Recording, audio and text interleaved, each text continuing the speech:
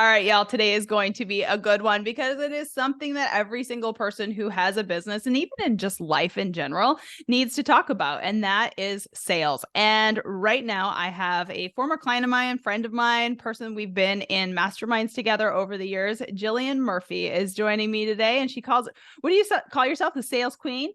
Yeah. And I always say this, like, I did not give myself this name. Like, I did not say like, hey, I'm going to come online and be the fucking sales queen.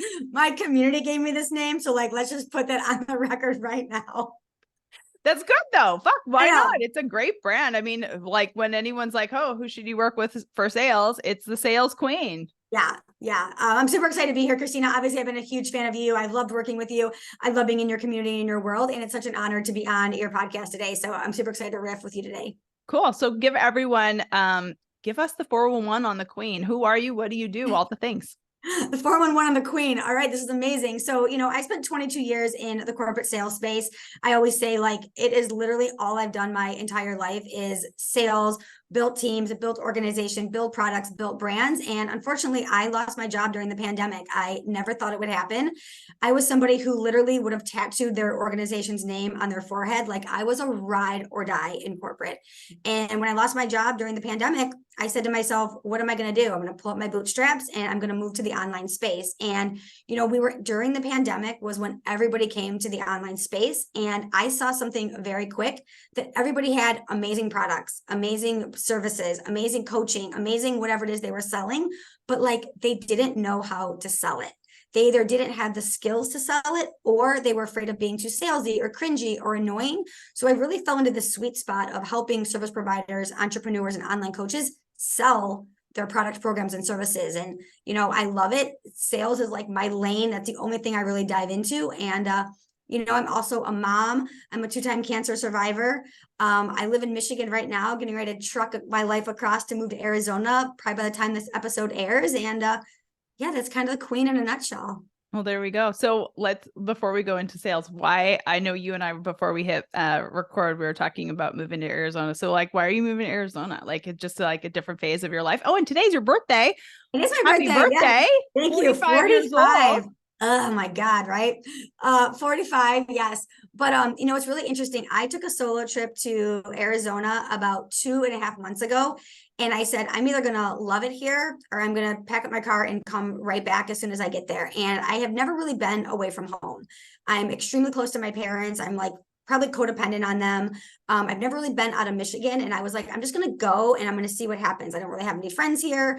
I don't really have any community. And I'm just gonna go and see what happens. And I fell in love with it. I met so many amazing people. I fell in love with the weather. I fell in love with how I felt. I fell in love with like how much more creative I was in my business. And before I actually left to come home, I actually just recorded a podcast episode on this yesterday. I signed a lease before talking to my boyfriend of 6 years, before talking to my parents, before talking to my friends, and I made a decision to go back. So again, by the time this airs, I'll be back there, and Arizona was where I will call home. And I'm really excited about it, and who knows what the future will hold there, but I'm excited to not have to shovel snow and not be in the Midwest winter. Oh my gosh, that's so funny. But like most of my audience knows I'm originally from Canada. And I always say, like, I am literally like the most grateful human on the planet for where I live. Like, yes, the weather is amazing, but I do think that there's something magical about, going to a new location. No one would really know that, for me, Arkansas is like this private. I tell everyone on this podcast, it's dog shit here. Do not come. It's brutal. It's awful. I was talking to someone recently and they mentioned Arkansas, and I was like, oh my God, my friend Christina says it's like the best place ever, but it's like this hidden gem that people don't really think about.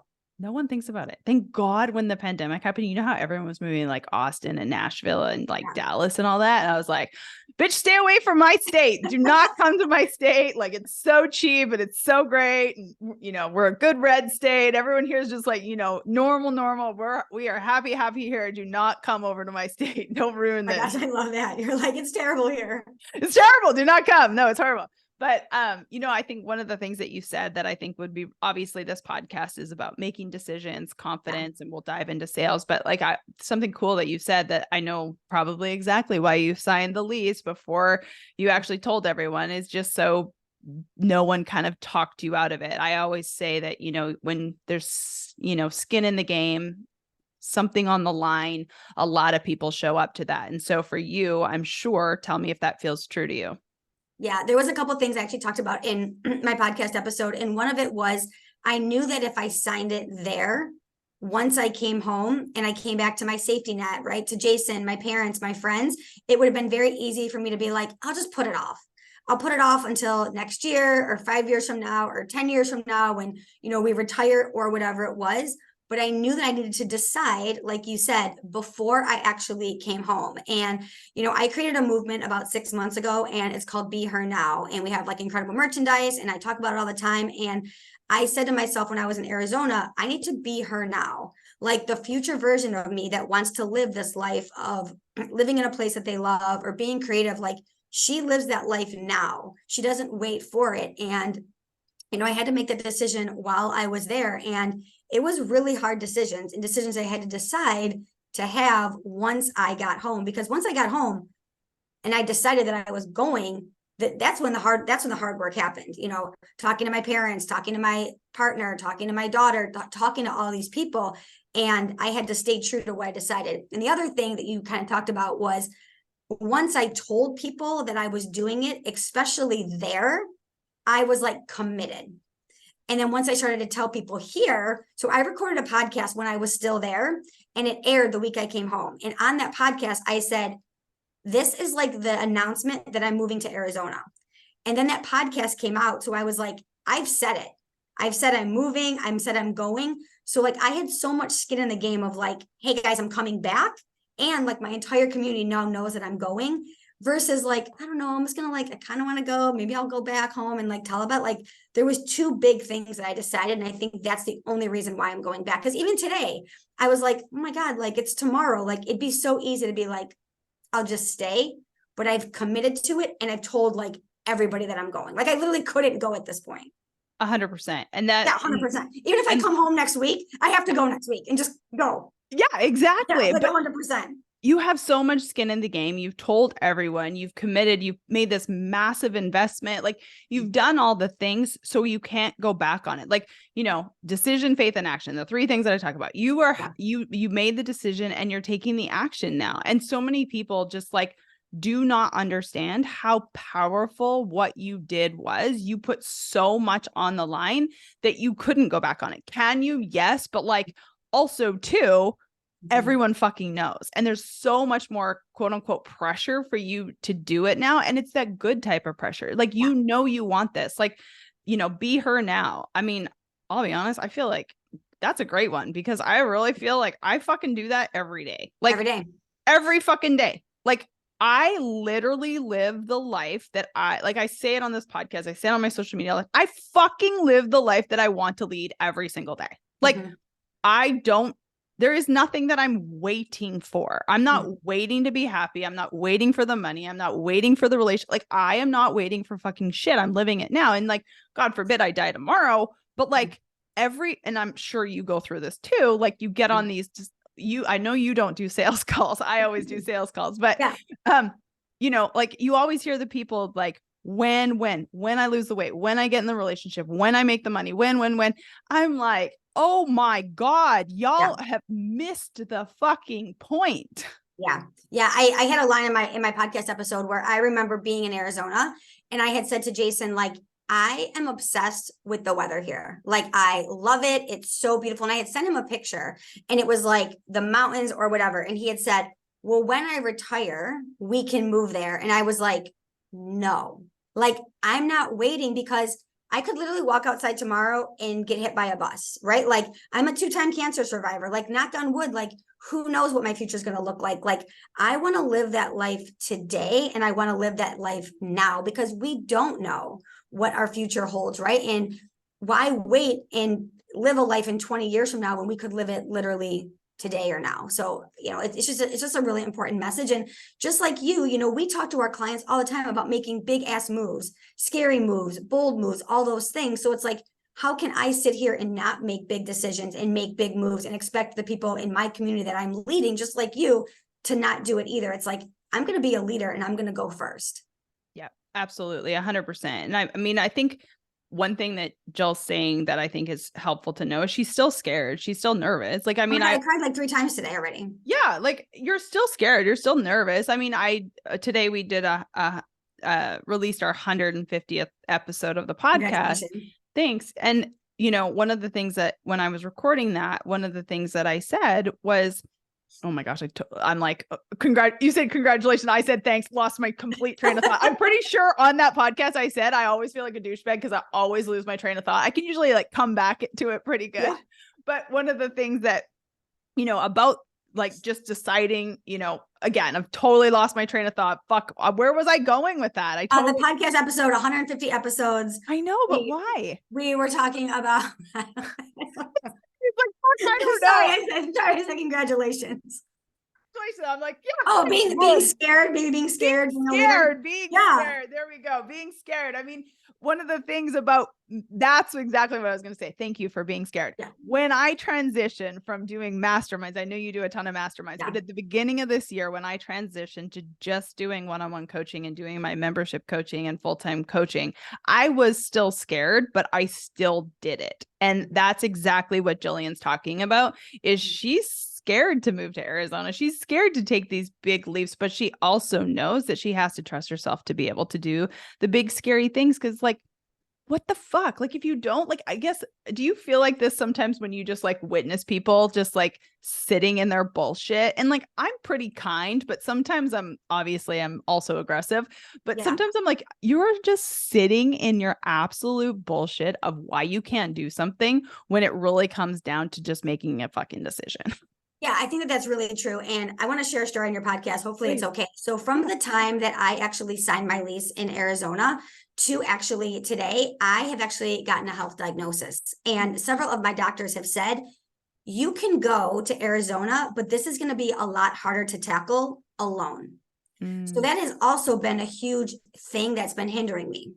And because we just talked about faith, I know that God's got me.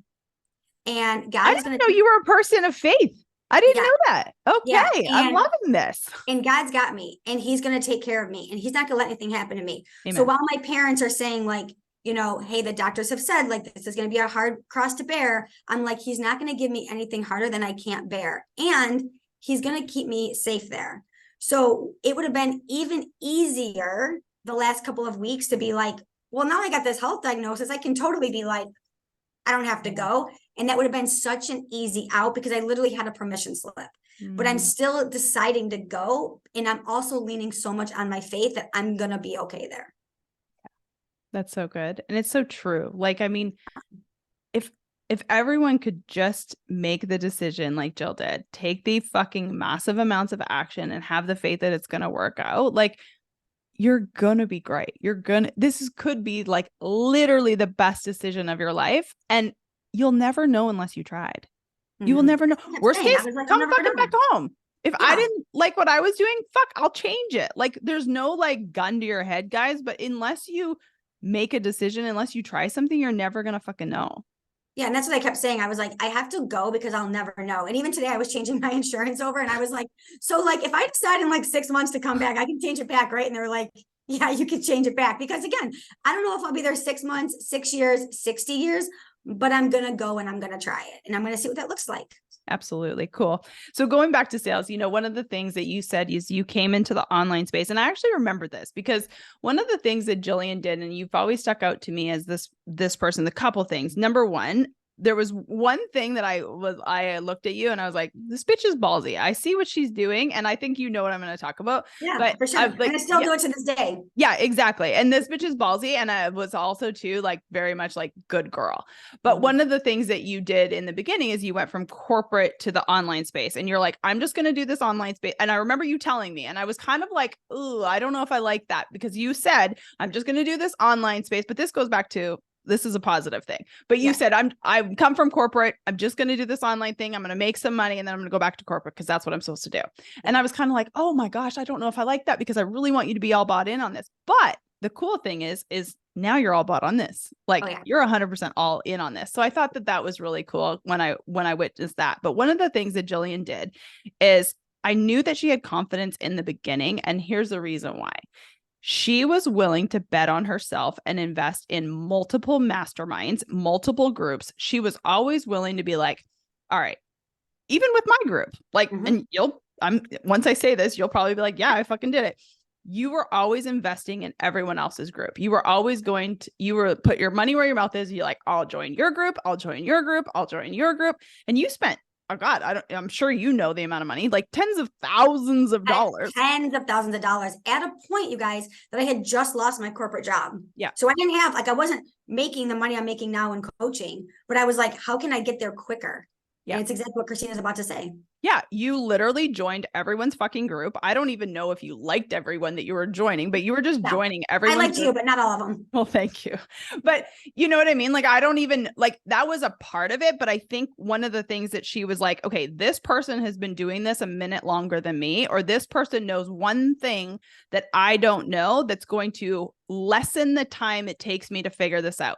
Yeah. And you join mine, you join Harder's, you join, like, there was so, and I fucking don't even know all the people that you joined, but you joined a bunch of people. And I thought that that was really fucking cool, because there's been very few people, you know, I'll be honest with you, I'd probably do that same exact shit, because I trust myself enough to show up to do the work. Yeah. But that was a huge thing where I noticed your confidence right off the bat. You're like, this is a fuck ton of money. I probably don't have this right now, but I am willing to bet on myself to go into these groups, take what I want. You know, I always say, take what you want, leave with what you don't, but you probably picked up pieces of what you like, and probably shit you didn't like. And a huge part of that was I wanted to build relationships. I wanted to build referral partners. I wanted people to know, like, oh, you go to Jillian Murphy for sales, right? And I could do it, sure, by posting content. But if I could get into a room that had 30 people or 40 people or 20 people or all of those things, and I stood out, because that's the other thing. Once I got into these rooms, I was loud in the Facebook groups. I was on every call. My camera was on. I was chatting in the chat. I was making connections, right? So I wasn't just like getting in these groups and then sitting on Zoom and like being a wallflower, right? I was very actively pursuing relationships and friendships. And a lot of these people, like, some of them are clients to this day. Some of them are my best referral partners. Some of them I've had like great real friendships with. But it's interesting because I actually just joined someone's yesterday, and part of it is being like a six-figure earner. And when I joined, she actually slid into my DMs and she's like, I'm so excited to have you here, but like, this is like probably a little more elementary than like what you're looking for. And I was like, but you are like one of my biggest role models in this space. So even if I don't learn anything, and I'm a huge believer that like you will learn something from everybody. So I will still learn from anything. I'm not above learning, right? But I said, just being in this room and being closer to you, closer to your community, closer proximity, and to now be in a room with 40, 50, 60 other entrepreneurs, it's going to shorten my time frame. So take my $2,900 or $3,200, whatever it was, and like I will gladly take a seat in that table. And I do that, you guys, all the time. I'm in 3 masterminds right now. And part of it is just to build relationship capital, referral partners, and some clients. Yeah. I mean, that's definitely why you're doing it. And I know that there's some people that like it and some people that don't. You know, I've always looked at it as like, I fucking see what she's doing, and it's smart as shit. Like, it really is. It's smart as shit. And for me personally, I've said it for years, I'm not a jealous person, and I know that there's a lot of that. And I do feel like our space, and definitely this is not our space, you and I agree, our space can be fucking shady as shit. Oh yeah. Out of integrity as fuck. But I actually don't believe what Jill is doing. I think it's a bet on herself that she's gonna show up. She is betting to pay this person $3,000 or whatever it is to come into this group, to add value to this group, for those people in this group who are people who are already investing in themselves, who already know the power of investing in themselves, going, oh, that woman knows sales, I might hire that person, or I'm going to join her group. And don't you have like a Facebook group or something, like promote your Facebook group? Yeah. So I have a Facebook group. It's got like 1,800 people in it. And it's like it's like a free Facebook group where I do like live trainings in it all the time.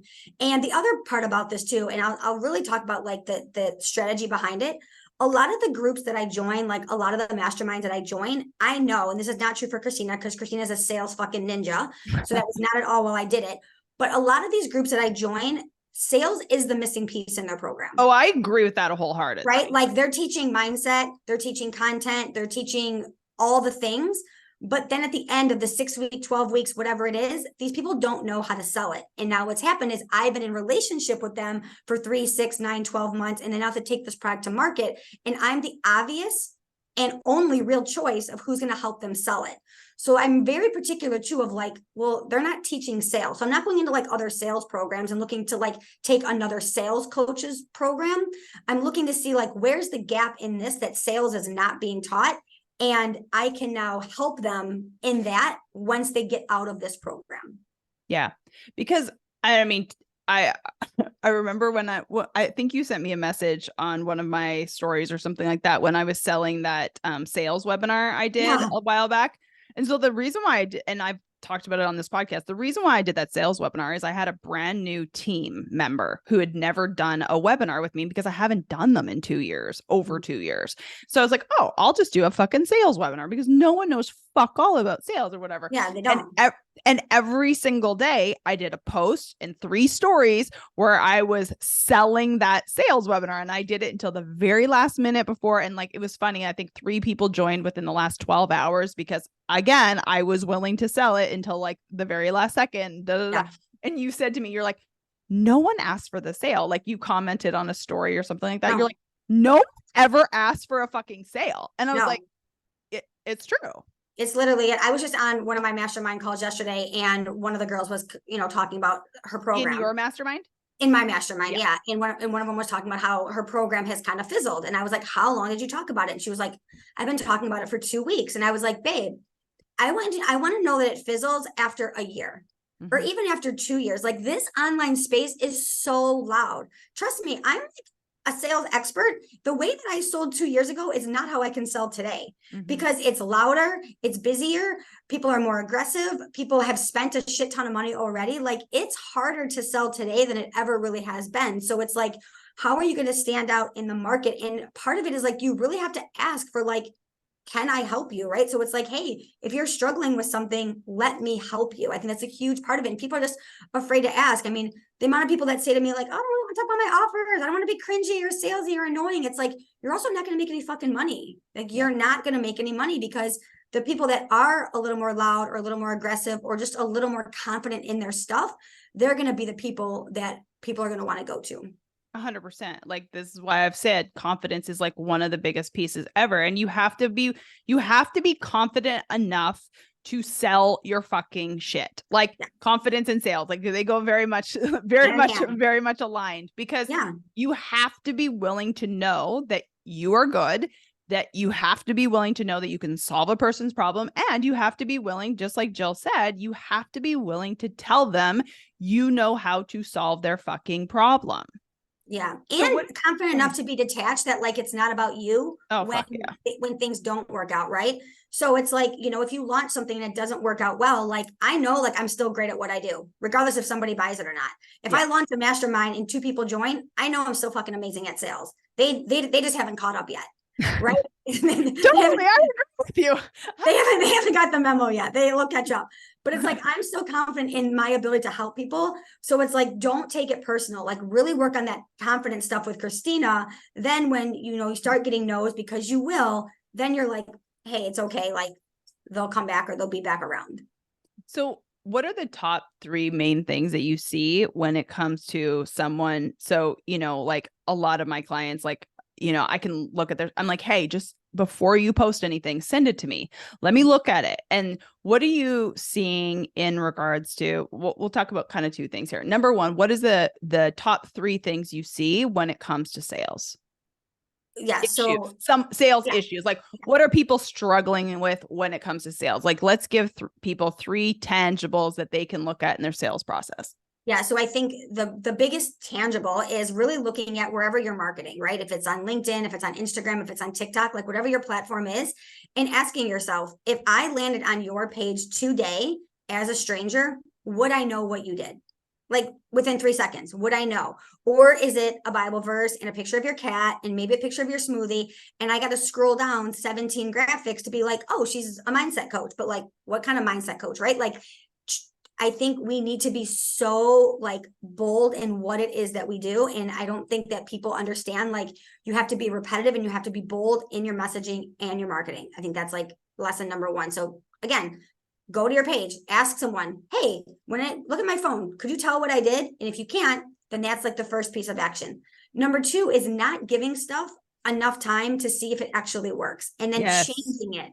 Because what happens is every single time you change it, you're also losing credibility with your audience.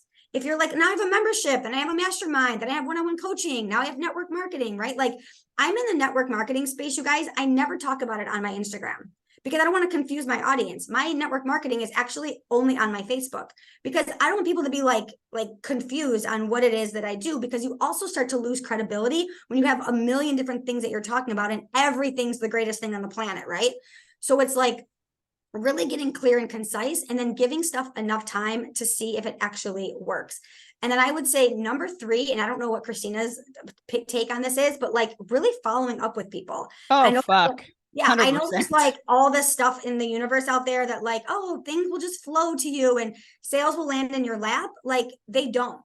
Like, you have to follow up with people, and people actually appreciate when you follow up with them. They're like, wow, she actually cared. But if you just send somebody a link and you don't follow up, they're like, she probably didn't really care about my business, right? Following up, I think, is so important, whether you are a network marketer, a realtor, a coach, a service provider, anything. And I think that following up, for some crazy reason, this online space is like looked upon like you're annoying or you're desperate. No, you're actually a professional. Yeah, I 100% agree. It's so funny. In that sales webinar that I did, I said, I kind of used like the clickbait marketing Yeah. of saying that I have one, like, I don't know if I used the word secret. I don't think it was secret, but I have one thing that has made me way over the last, 6 years, way over $500,000. And that is a spreadsheet of every single person I have done a call with. I literally write a note of like, and I've shown people I could probably sell, I could put like, get this for $39. I'm never going to fucking do that. I'm just going to tell you all what it is 100%. It is a spreadsheet of everyone's name, every conversation I've had with them. What are their problems? Where do they live? And like one personal thing. Yeah. I can go back to that spreadsheet from 4 years ago and be like, hey, Jill, how's your daughter? Doesn't she turn 21 this year? And she does. And she does. You know what I mean? Like, and just that. Because, and here's the thing, someone can look at that and be like, oh, that's so salesy. Or someone can look at that and be like, that's actually giving a fucking shit about another human being. Being a rapport building, relationship building. Correct. And that's like, newsflash, that's fucking 90% of sales. Like, give a shit, follow up, tell people what you do, how you solve their fucking problem. Like, but everyone in our space in particular over the last couple of years, like Jillian's right, things have definitely changed dramatically. I am, even before we hit record, I told Jill, she's like, how are you? I'm like, I'm so good because I just stay in my fucking bubble and I don't know shit about anyone. And I only do one thing and I'm really fucking happy about it. But it's fucking amazing. But also too, like, I know what I want in life, blah, blah, blah. All of that to be said is like, you literally can make sales if you're willing to play the long game. Yeah. Most people in this space want in and out. And I know, like I said, like when you came into the space, you were looking to go back to corporate. But now you've realized what an asset you are to the online space. Yeah. And I would never go back to corporate. And one of the things that you talked about was having like the relationship building, right? So one of my biggest things that I teach on is selling in the DMs, right? Like I personally don't get on sales calls, and I don't get on sales calls for lots of reasons. It has nothing to do with like feeling like I'm better. It's just my personality is more dominating. And I'm just like, I'm actually not great on sales calls, guys. So I'm way better in the DMs. But people ask me all the time, like, how do you sell so much in the DMs? Like, how do you sell 10, 15, $8, $9,000 coaching programs in the DMs? And this is my answer every time, because I'm not trying to sell people. I'm not in it like, ooh, Christina just started following me. Let me see how I can turn this conversation very quickly into a sale. And I think that's the biggest thing that people try to get to with sales is like, how quickly can I make this about me? And the longer that you play the long game and make it about them, that's where relationships build, client retentions build, rapport build, and then you have clients for life. I know Christina's a lot like me. Like, you've had clients for years. Just like I've had clients for years. I mean, I have people that have been with me from day one, like, because I'm not here just to get a sale or just to send somebody a link and have them buy my $97 offer. It's like, because does that ever fucking even work? I don't know. I don't know how these people just have these like crazy $97 offers and people just keep buying them. It's like, why would you want that? That's exhausting. Yeah. Why would you rather have like rapport and relationships and all these things? So it's like really making it about the other person and watch how much it goes. But people don't want to put the time in for that. I was just talking to my client yesterday. I was like, I've been literally talking to people for 3 months, 6 months, 9 months, a year. And you guys, it's about random stuff. Chicken recipes, their dog, dry shampoo, moving to Arizona. I'm not ever thinking like, when can I flip this to a sale? It's like, I know that through time, my content is going to speak to them. And then when I see a need, I'm going to be like, hey, let's talk about how I can better serve you. Yeah, no, 100%. I mean, that's exact proof. What Jill's saying is 100% proof. There's a woman who has been following me, just signed on this year as a full-time client. So like she gets Voxer access to me, the whole thing. She's literally been following me for over 3 years. Did not have like any, like she has no social media presence. You know, it's really not for business, maybe business in the future, but like she literally, like we just connected, like random, like, hey, what's up? And like when she commented on a post or whatever, literally in my mind, I had never one fucking day with this woman thought, oh, she's going to turn into a client. And then one day she like sends me a DM. I open it up in the morning and she's like, it's 2:30 in the morning and I've had this sign and I've been thinking about it for like literally the last year. Can we jump on a call? And I was like, fuck, sure. Yeah. Like, you know what I mean? Like, but most people want the quick fix. Most people quit before it fucking works. Like, Jill got in the space right when the pandemic happened, which is like, I always say that like there's a string of luck for everything. Yeah, right? I was a little bit of a unicorn, you guys. I'm telling you. Totally. You got into the space at the perfect time. We all did though. And like nobody was really doing what I did. So not only was I coming into the right space, I was like the only person teaching sales. Yeah. How I sold 3 years ago is not at all how I can sell today. I made way more money 3 years ago than I make today. I'll be the first one to say it. Yeah. So, but all of that to be said is like, you literally came in and bet on yourself right off the bat. And it worked right off the bat. Like it worked right off the bat. Not everyone, especially nowadays, not everyone can do that. But she was willing to continue to show up. Like, you know what I mean? Even if you came into the space today, like even my coach has been putting out a ton of content on people aren't buying, things are changing, all that bullshit. You know what's so interesting? I actually have more people fucking today than I've had in a long time. So like and one-on-one, I don't know about you, but one-on-one is like what people want. One-on-ones, but what I've been doing for forever. But this year, like before now, I guess I'm such a bubble. Like I'm a bubble in my fucking neighborhood. Like my girlfriend, who was a former retreat client of mine, we went on a walk the other day and she was telling me all these things in town and stuff like that. I was like, listen, I am in my fucking bubble. I stand at my computer. I play golf. I hang out on the weekend. This is what I do. This is the only thing I do. And I feel like people can be like, you're such an asshole. Like you don't know what's going on in the world. But I'm also like, tell me who's fucking happier than fucking me. You're probably like, I'm happy as shit right now. Like, tell me who's got a better life than me. My husband and I were riding on the golf cart the other day. And one of my best college girlfriends, her daughter is like 15. She's super good looking. Like, she's got boobs and she's skinny and her hair. And like, I shouldn't be saying that about a 15-year-old, but she's fucking hot. She's riding around. She's riding around on a golf cart. And she goes to she's driving around and she like stopped at the country club, got like an ice cream or whatever, is driving around circles in our neighborhood. It's hot, it's summer. And my husband stops. He goes, that might be the only person that has a better life than you. And I go, damn straight she does.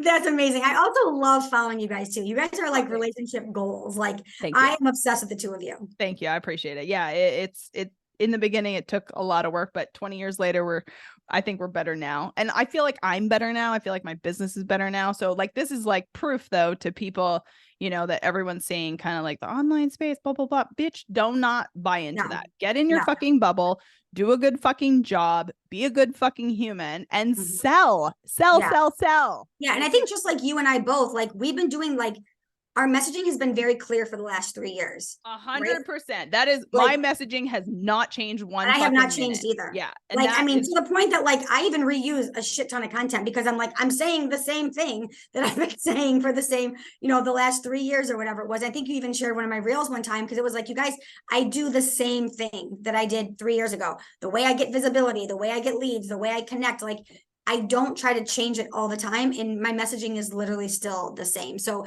as things do get slow, because it will, don't change it. Just stay true to who you are, stay in your bubble, like Christina said, and sell your shit. yeah, exactly. Like, it's really not that hard. So, tell everyone where they can connect with you, where they can find you. I know you're going to be in person in Arizona. Do you do a lot of, you just said, you do a lot of retreats still? Yeah, so I actually have 2 retreats coming up in Arizona. They're both attached to a mastermind. Oh, nice. But I'm really excited because I'm doing my first live in-person event in 2024. Shut up. No way. Yeah, That's cool. yeah, I'm excited. I'm actually going to kind of shake up the event space. I feel like there is a lot of like really great events, but a lot of them are just a lot of like rah-rah and like really feel good big events. And I feel like people really need to know how to sell, how to walk away with having a webinar built out or a funnel built out or a back-end system built out. So I'm really going to kind of bring a But little do bit of you do that? I no, thought but you didn't even have websites. I have a website now, Christina. Shut up. You have a You have a website. I thought you website? branded yourself. I'm like, bitch, I do not even have a I website. did. And then I had to do a whole podcast that said, what got me to 500K a year is not going to get me to 7 figures. So Okay, there I we had go. to do this whole thing of like, now we're changing it up. We have these things. Yeah, and it was hard. That was like a hard pill to swallow. And it was like, but I think it was true because what got me to one spot was also not going to 100%. get me to the next spot, Yeah, right? yeah, yeah. I believe Yeah. that in business. And my for website's sure. like not super fancy, but I had to put something up. Funny enough, my mentor Chris Harder was like, "You need to get a website." I was like, "Okay, I'll get a website." So I have one now. So Okay, so you got a website. So yeah, this so is I the have an bit. event in 2024.